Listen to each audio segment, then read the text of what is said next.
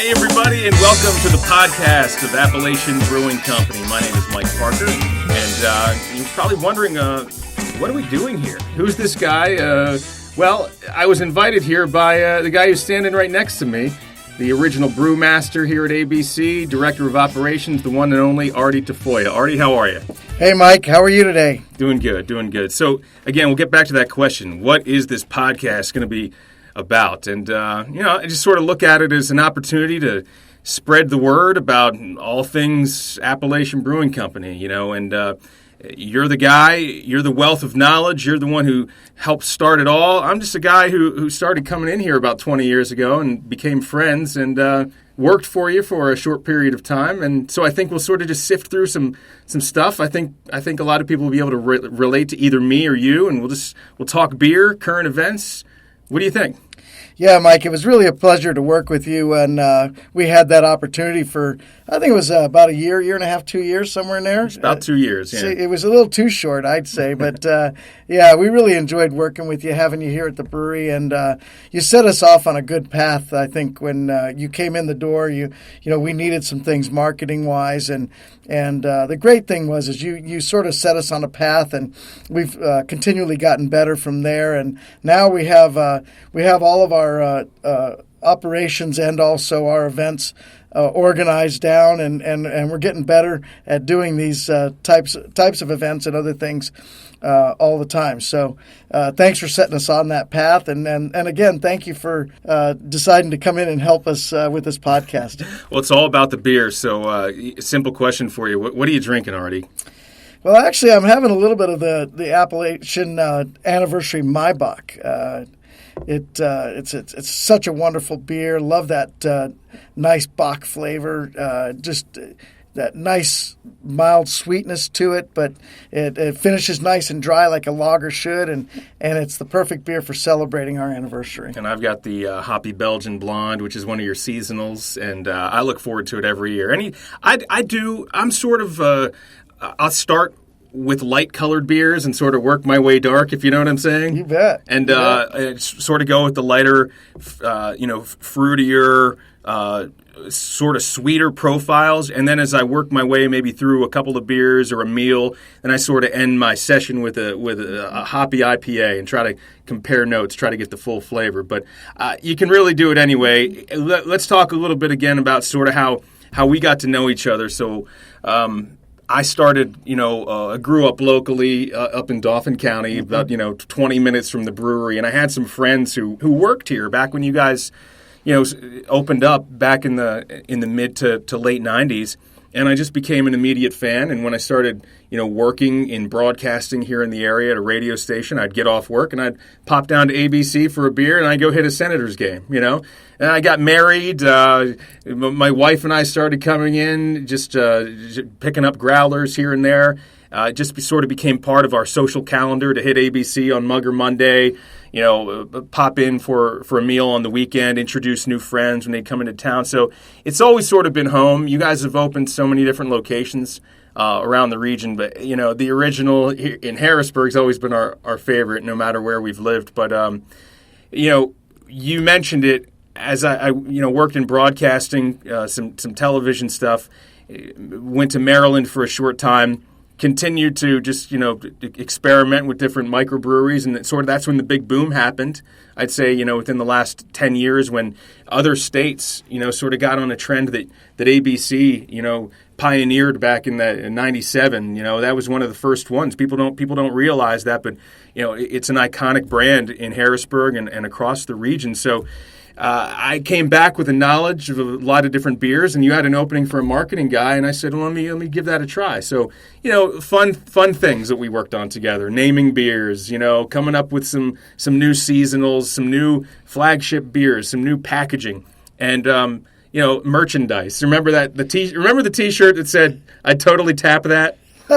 Yeah. I was a little worried about that one, but until it started selling. Yeah, that's right. Sold like hotcakes. So when you talk about the way that we've worked together, it's always been a friendship first. you were a good boss. And of course, I moved on, get a little back into the broadcasting world and some other opportunities. But so we're just here again. It's all about the beer. So why don't we start there? Walking it back to what I talked about. Artie, tell us, where were you in 1997? What led up to that moment when the history of Appalachian Brewing Company began? Well, I was really never supposed to live here and move here. It was not part of the original plan. I was hired, working out of Steamboat Springs, Colorado, as a consultant, and I met my two partners now, Jack and Sean, and they had hired me to come in and help them get ABC up and running. And it was such an honor to be able to do that. I didn't know much about Harrisburg at that time, and I thought, you know what, hey, I'll help you guys out, and then I'll sort of just pass the baton. And so it ended up that I sold my brewery, and ended up that I needed someplace to go. So the guys were nice enough to offer me the opportunity to come here and work with them, and it's been nothing but a pleasure to work with them. But when I look at this area and what we came upon when we first opened here, I mean, we had this huge building. We had this brewing system that we received from Victoria, British Columbia. We moved it all the way across the country. All the things that we would do went against probably everything that a book would tell you right now to do when you're opening a brewery. But we did it, and we've survived in this building, and it still has such magic to it that I really enjoy the time that I'm spending here. And now I've raised my family.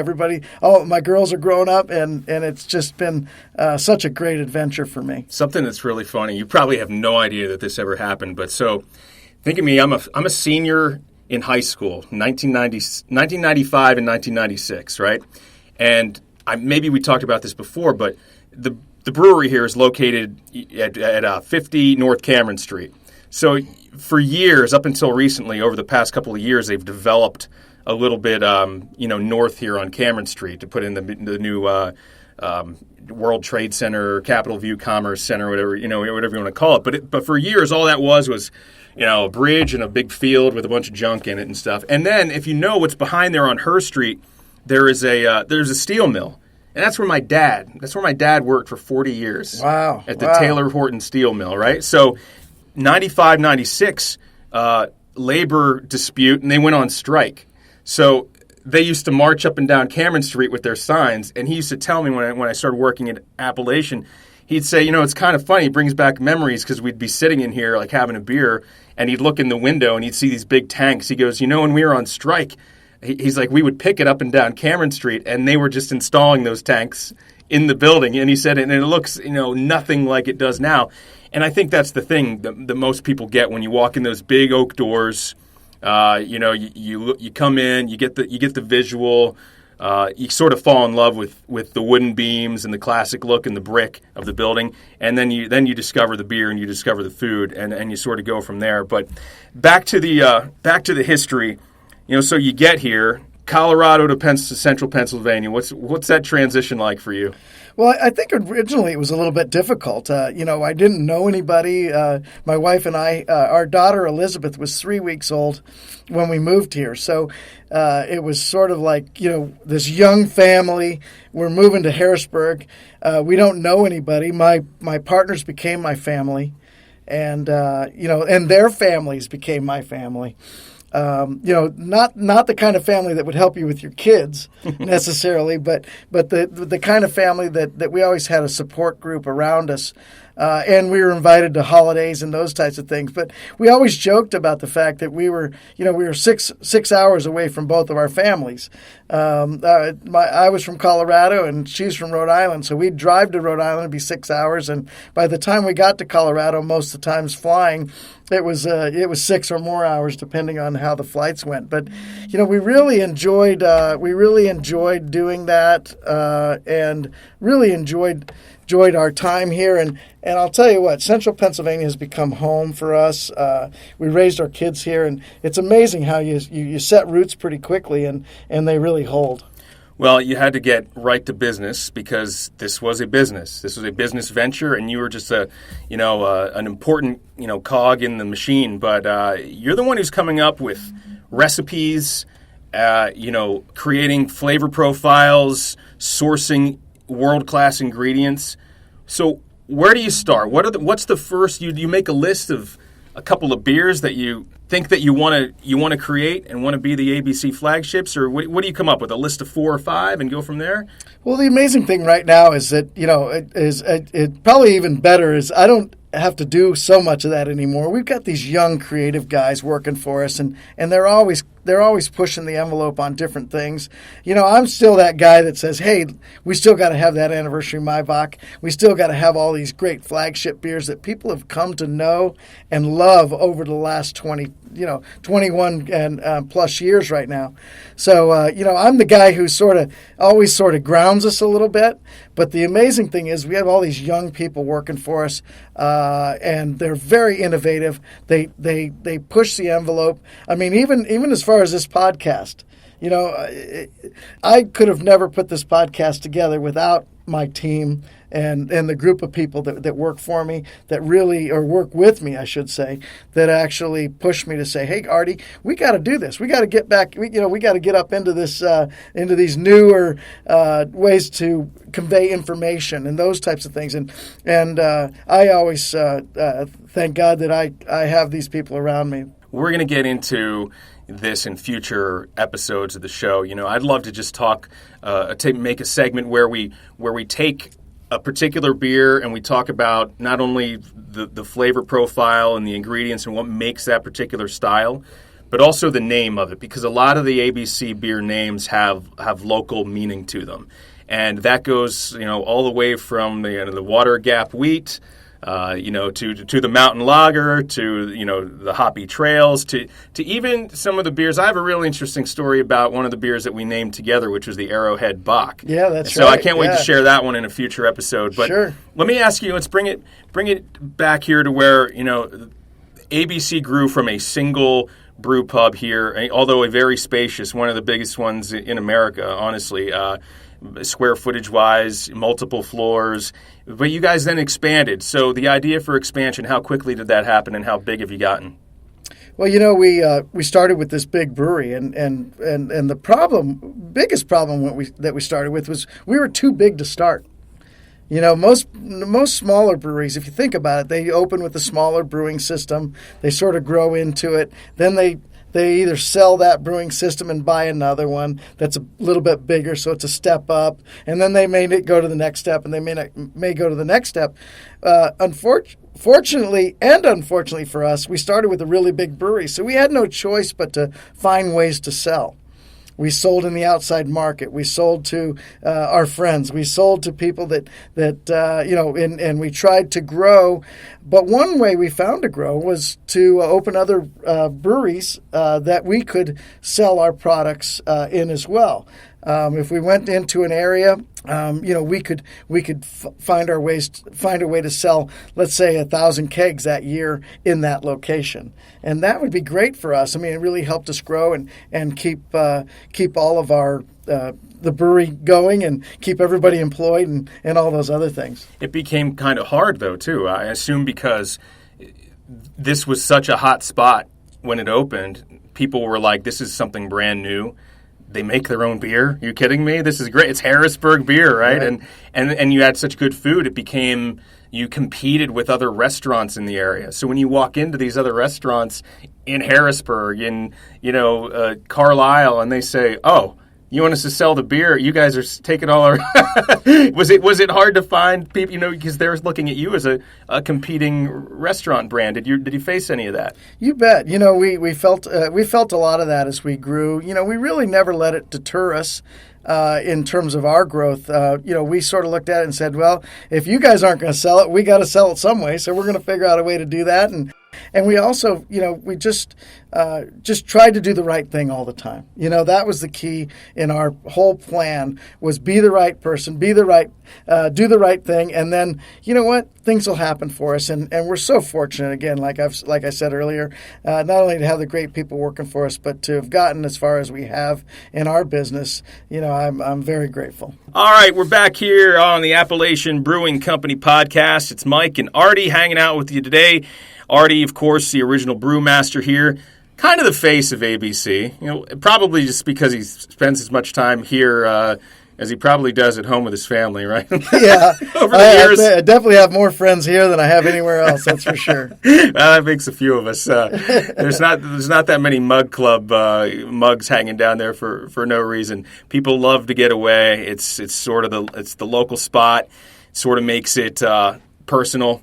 I know for years, get your name engraved on the mug. That's a good question for you, Artie. I have a couple of questions for you dating back to the origins of ABC. So number one, we'll get to the mug club, but let's just start with the name. You open a brew pub in central Pennsylvania. There's a million things you could call it. There's a lot of geographical icons, landmarks, different things like that. How'd you guys settle on Appalachian Brewing Company? We had a list of probably 20 names, and then we kept going through the names, and Appalachian was one of those names. But we would look at a name and we'd say, okay, that sounds pretty cool. Let's do that. And then someone would go, well, we can't do that because it rhymes with this word, or something like that. So you know how it goes. But you sit there and you go through the whole process. And one of the things that we've always done, Mike, is we've always tried to be natural and true to ourselves. And the Appalachian Trail is a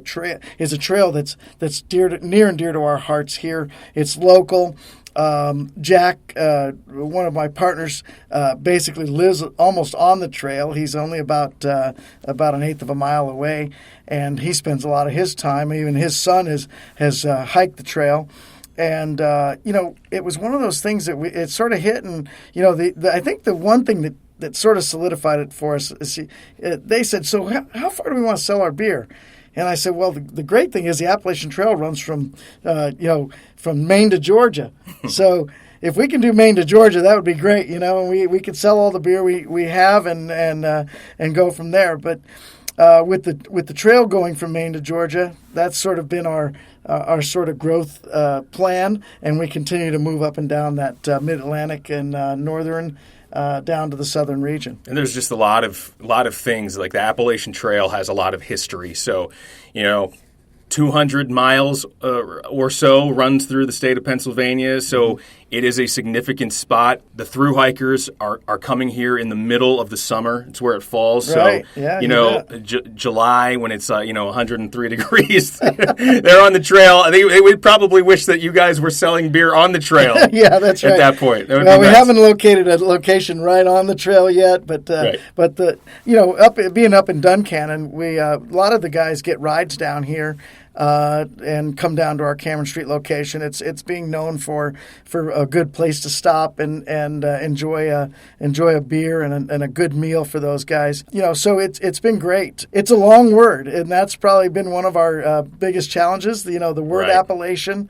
I think I was here 2 or 3 years before I could get it right spelling it.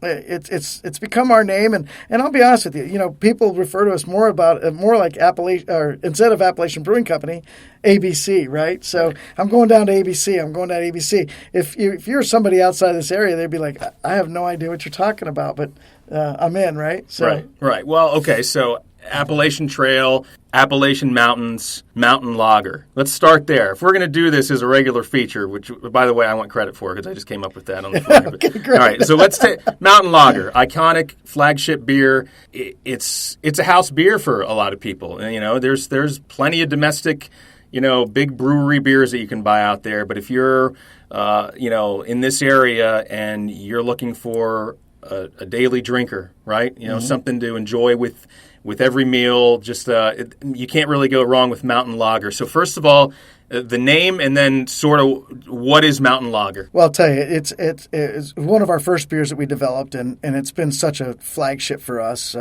What a great selling beer. The size of our brewery was the amazing thing about the size of our brewery is it allowed us to produce lagers because we could give them the time and aging that they needed. If we had a smaller brewery, it'd be much more difficult. But starting with that big brewery again, we were able to do lagers right out of the gate. And this was one of our first.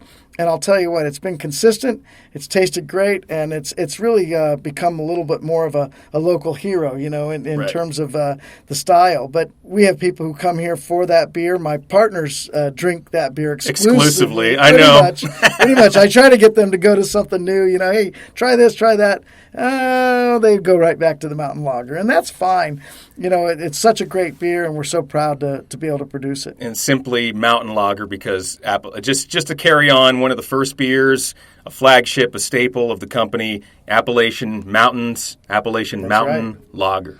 Yeah, all right. It fits the whole program. Sits around 5% alcohol. Again, one of those beers that you can have one or two or three at the family picnic and not be referred to as crazy Uncle Artie. You know what I mean? Right. It's a little bit different than maybe an 8% Imperial IPA. Yeah, that's right. We don't want to have that at the wedding. Right. It is, and I'll tell you what, it's become along with Water Gap Wheat, which just happens to be the house beer at the Parker household for myself and my wife Tara. We always have some Mountain Lager on hand for my brother-in-law Lenny and whoever else comes over. They look for it by name. So thank you for creating such a great beer. And one thing you mentioned about consistency, I know that it's not always easy to create. It's not as if the same ingredients. You're talking about natural ingredients that grow somewhere in a field that are subject to wet summers or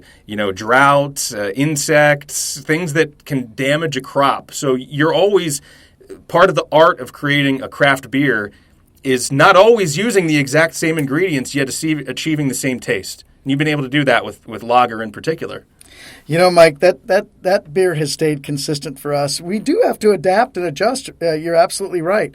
With the seasonality of products and the ingredients that we get every year, we have to adjust a little bit for color here and there. We have to adjust a little bit for the new hops that come in that we buy, many of them directly from the hop farmers in Germany, those types of things. But that Dortmund-style export beer has just been sort of a great solid beer for us over the years, and we're so excited to have that beer in our lineup. And along with that, we have so many other great beers. These guys are making stuff that just blows me away right now. A lot of our specialty beers are just coming out. I'm sitting back and going, wow, this is really innovative. It's really cool. I love those old flagship beers. But some of this new stuff coming out, I'm digging as well. Sometimes you got to get new to keep people reminded of just how good the old stuff is too. That's right. Yeah. It brings you back like an old friend. All right, switching gears here, Artie. Let's talk a little bit about the food offerings at Appalachian Brewing Company. Some gourmet pub fare, I would say, is a good place to start in describing the food here. It's really good stuff. People have their favorites. You guys have specials, some things that are always on the menu. Well, why don't you start off talking about some of your favorites? Well, my main favorite that I have all the time, I order it probably more than I should, is our rockfish tacos. I love the rockfish tacos. Just and I can't get enough of that honey habanero sauce. I don't know if you've had it, but I put that honey hab on there and I sit there and I sweat and I eat and I love it. But that, the rockfish that we get is very consistent. We get it from a local supplier here. As with all of our food products, we buy them directly from local suppliers. Again, trying to support local at all times. But, the rockfish, the cabbage, tomatoes, red onions, the chipotle cream sauce, everything in that just sort of works together. And usually I can only finish 2 out of the 3 tacos. It depends on how hungry I am, but sometimes I get through that third taco. Depends on who's looking. I think is what you're trying to say. Right. Honey Hob sauce. So Artie, when he makes his order here, he orders honey habanero with a side of rockfish tacos. Is that That's right? right. You get your choice of salsa or honey hob, and I just get both. And pairing beers with food is a great idea too. I know there's recommendations, so it's something we can talk about. When you've got a spicy food, what kind of beer do you think you should go for, or is it really up to personal taste? Well, I think that, no, definitely beers, different beers go with different food better. I mean, you follow along the same lines as wine. I think in most cases, you're looking at lighter wines go with lighter proteins. Same thing with beer, a nice light wheat beer or lager, great with chicken, those types of things. Those rockfish tacos, I always have a nice pint of hoppy trails with that, because that the hop bitterness actually helps that. It quenches your thirst, or that the hotness of that honey habanero. It just sort of dries it up a little bit and gets you ready for the next bite. But those are the types of things that I look at when I'm pairing beers with the food. Darker with Jolly Scott with our beef tips, that type of thing. Just trying to match up but what I will say is whatever you like and whatever combination you find, everybody's taste is a little bit different. So just because there are these guidelines that say, hey, let's do more hoppy beers with spicy food. You might just as well enjoy it with a mountain lager or one of our other flagships. There's really no wrong answer. But if you're looking to experiment, you want to hear from the people who have tried the beers with the food and sort of have a track record of coming up with successful pairings. That's one of the things I always liked about the menu at ABC is the suggested beer at the bottom. Especially if you're new to town, you end up at one of the brew pubs, you're ordering something, you say, what am I going to do with it? We try to take a little bit of the work out of it for you to make the experience a little bit more enjoyable. At least sort of give you a good shot at succeeding at what you're trying to find. So that's right. Yeah. And you can also grab a sample all.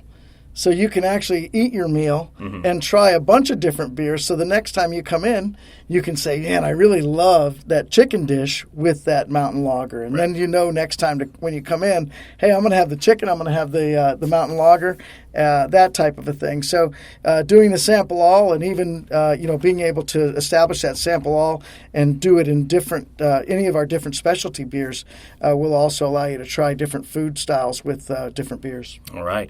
Well, hey, we hope you've enjoyed the first episode of the podcast of Appalachian Brewing Company. Mike and Artie here hanging out. We think we did a pretty good job of, sort of summarizing just, some of the basics. We wanted to get to know you, to get to know who we are, talk a little bit about the history of Appalachian Brewing Company. People have stopped in. People end up here for, a show, and they stay for a beer, stay for a meal. It's one of those places that, people tend to either, frequent all the time, or they may end up here once or twice a year for something that's happening at, in Harrisburg at the farm show, in Carlisle and Mechanicsburg, the car shows over there. Sure. Lidditz has so many different festivals and wherever else. Anything you want to know about ABC in the meantime, go to abcbrew.com, learn about it, and heck, I don't know, if you got a question that you want, Artie to answer here on the podcast, Artie, what's the best way to get in touch with you? Well, you can always get in touch with anybody in our company through our website, and there's a comment section there that you can go in and get in touch with somebody. We get back to everybody within 24 hours, but usually much quicker than that. So you can always get in touch with anybody here that you need to through our website. And Mike, I want to thank you. This gives us an opportunity to hang out. We spent a lot of time one office away from each other for a couple of years, and just having you back in our building here and being able to sit back and talk about all the things we love to talk about. Pleasure for me, and look forward to the next podcasts, and hopefully we can bring some of our real talented people in and have you sit down with them, and you can pick their brains as to the direction of Appalachian Brewing Company in the future. All right. Well, I think for the next episode, we're going to talk about the beer. We'll see what else comes up in the meantime. Current events, other things happening, company wide, and a lot new beers in bottles that we have to talk about too. Offerings for you to look for, to ask for when you visit your local beer distributor or retailer, wherever you're buying your bottled beer. You want to look for the Appalachian Brewing Company name. But I think we'll talk about the ingredients, because we touched on that a little bit about how important it is to source great ingredients. But I think what we'll talk about is what a lot of people ask. Well, what makes this beer different from the next? Why does it have a different color? Why does it have a different flavor? And the answer is not because we put a different food coloring in it, or we put a different, flavor of extract in it. The answer is because these are naturally derived flavors that are a result of a scientific, if I will, combination of grains and hops, and the amount of time that these things are interacting with yeasts and different strains of yeast. And you could literally talk about this for hours, but that's just a teaser. So I think we'll get into that next episode. And I guess that's it. We want to thank you so much for joining us. Go to abcbrew.com. For Artie, I'm Mike, and thanks for joining us on the podcast of Appalachian Brewing Company.